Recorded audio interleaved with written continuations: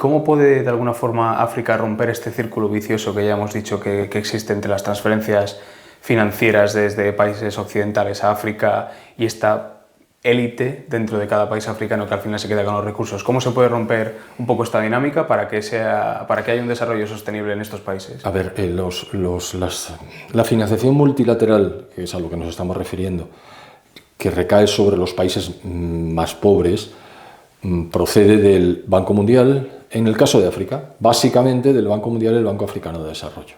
Porque el Fondo Monetario no está para prestar para construir plantas de transformación, digamos, de carbón en energía, o para poner campos de energía eólica o campos de energía solar. No. El Fondo Monetario está para regularizar la situación financiera de las cuentas nacionales. Eso es otra historia. En el Banco Mundial y en el Banco Africano de Desarrollo, sobre todo, están representados los países. Claro, lógicamente los receptores están en el Consejo de Administración, tienen su voto, que se deriva del capital que depositan.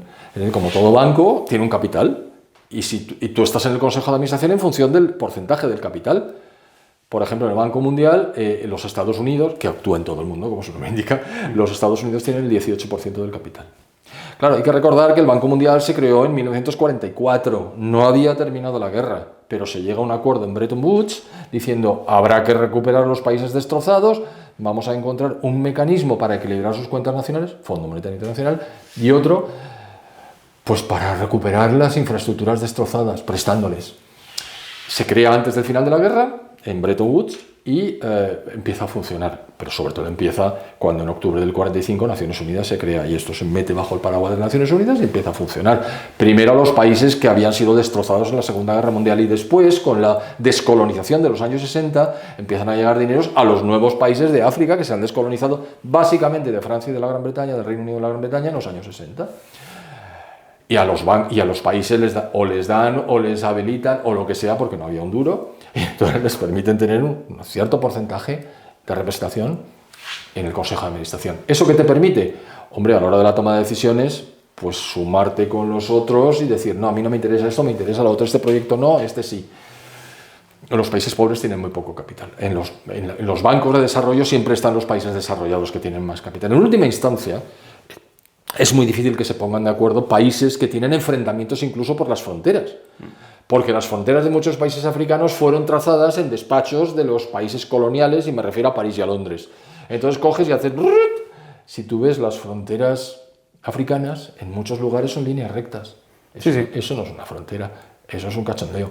Es decir, eso en un mapa, en un despacho, dijeron, ¿qué hacemos? Pues pon la línea entre esta ciudad y esta otra. Y las tribus se apañan. Pero serán países distintos, ya se apañarán. Tampoco la frontera está controlada, pues si aquello es gigantesco, no podía haber control. Con lo cual, un poco como en Estados Unidos. ¿Tú has visto el mapa de Estados Unidos? Lo mismo. Lo mismo. ¿Por qué? Terra nullius. Es decir, no había prácticamente población. Sigue sin haberla. Ahora estoy terminando un artículo que voy a subir al blog. Es impresionante. La concentración se llama UHI. En Estados Unidos es el calor que se deriva de la urbanización. Urban Heat.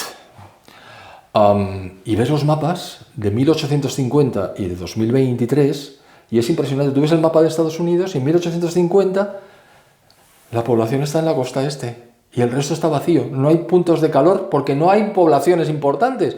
Y aparece un poquito de San Francisco. En 1850, el rush, la quimera del oro. Sí. Es decir, que apenas hay poblaciones. Luego ya sí. Pero el resto, el centro de Estados Unidos sigue vacío. Estábamos hablando de las fronteras. Entonces, entre los estados, tú te vas a Utah y ves que la frontera es Plath, Nevada, Plath, Wyoming, Plath. Dices, ¿y esto? Pues es que no había referentes poblacionales estables. Había los habitantes originales, que no eran originales, que vinieron por el estrecho de Bering 20.000 años antes, pero bueno, ellos habían llegado primero. Y como eran itinerantes y iban siguiendo a las manadas de búfalos, pues claro, no tenían un parlamento, por decir algo. Entonces, ¿a quién te diriges tú? A ningún lado, coges y trazas. Bueno, pues en África igual, coges y trazas. Solo que en África estaba lleno de gente, en Estados Unidos no había nadie. Claro, tú vas a Europa y no ves una línea recta. Mira las fronteras, ni una. ¿Por qué? Porque van por los valles, los ríos, los principados, los ducados, y tienen que adaptarse a...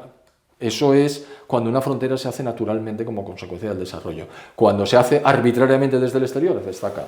Y entonces, claro, los países, que es a lo que íbamos, están enfrentados. Entonces, ¿cómo vas a unir los votos? De ninguna manera, con lo cual están dependientes siempre de lo que digan el resto. Oye, y si hablamos de colonización, has mencionado Gran Bretaña, has mencionado Francia. Creo que todo el mundo recuerda, bueno, hace un par de años o tres, creo que cuando Giorgia Meloni estaba en campaña, se vieron muchos estos vídeos virales de ella hablando un poco de quién emitía el dinero de 14 países africanos, sí, que lo emitía el banco francés. Y a cambio creo que era para darles el 50% de las explotaciones de todos los recursos que explotaban en esos países, el 50% acababa en la banca en Francia, en el Estado francés.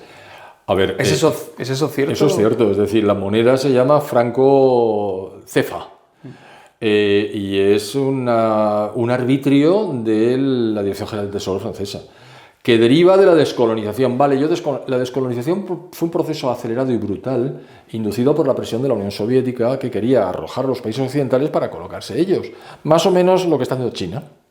Pero ya es lo bestia. O sea, la Unión Soviética, que se había edificado sobre la sangre y sobre la muerte, pues solo sabía hacer eso. Y entonces lo que hacía era empujar, formar guerrillas, financiarlas y armarlas, para que se lanzaran contra las potencias coloniales, y cuando se iban las potencias coloniales, para controlar los centros de poder. O sea, estaba bien pensado.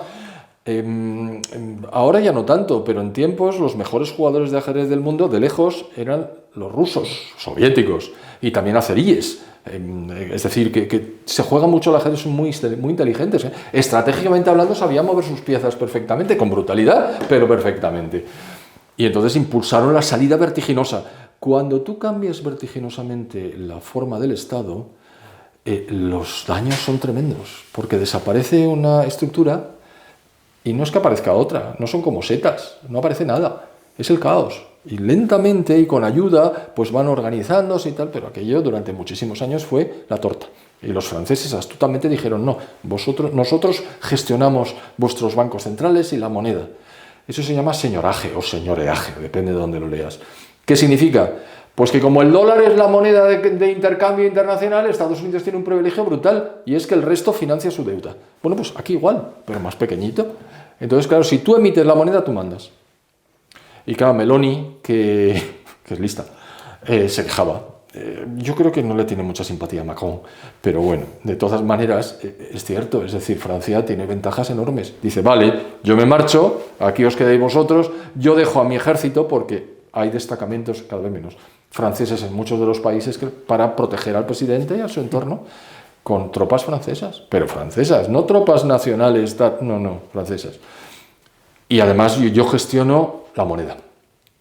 Y el país, pues yo necesito uranio, porque el 73% de la energía eléctrica francesa procede de centrales nucleares, que se alimentan de uranio enriquecido. ¿Y dónde hay uranio? Pues creo recordar que es Mali y Chad.